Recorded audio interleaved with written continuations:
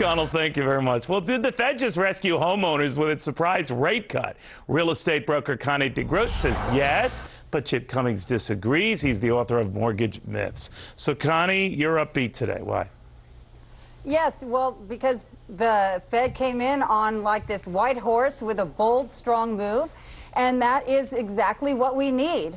Some people are thinking that they might know something that's terrible, and that's why they made that move. But I choose to believe that they have been a little bit maybe taking their time before they've cut things, and maybe now they're going to be more aggressive, and they're going to get in there. And I think that's what consumers are looking for, and that's what the market needs.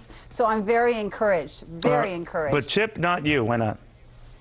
No, it's not going to do anything, Neil. You know, you and I talked about this a month ago, and that the Fed's been real wishy-washy on this area, and it's sort of like raising a white flag. First thing, and you know, in the book we talk about Mortgage Myth 13, the Fed doesn't control interest rates. The bond market does. But the fact is right now credit is so tapped out that, you know, why don't we lower it to 2% and see what happens? It's just not going to give the stimulus that we need in the housing market to really have an effect at all. You know what I worry about, Connie? The issue that, you know, no matter how low rates go and no matter how low home prices go, it's cheaper certainly get a house, cheaper to borrow to get that house, but it's very tough to get approved for a loan because the lending standards have gotten so much tougher, right? I agree. I agree. Well, you know, lenders need to gain more confidence, and also consumers. So, you know, lenders are in the business of giving loans. So at some point, but they're not giving them. They're not they're not giving them.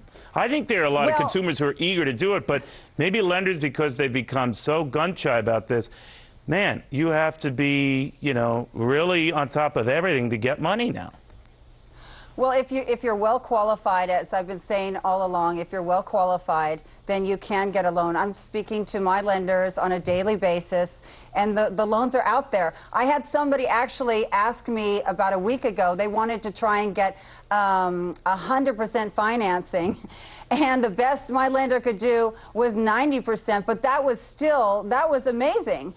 So there are still terrific loans out there. All right, well, Chip, you're not buying it, though, right? No. You think what we've got is a little bit more systemic? Explain. It is. Well, Neil, I mean, the people with good credit have never had a problem getting money. That's not the point. The point is that the banks are getting nervous, and now consumers are getting nervous by the Fed raising the red flags here and saying, whoa, you know what? You may be right. There is a recession possibly on the horizon. They're not taking a proactive stance. They're being reactive, and the markets are just not going to buy it. The money is there for the people with the real good credit, but it's always been that way. All right, guys, thank you both very much. We'll see how this all sorts out. Something the market follows very closely.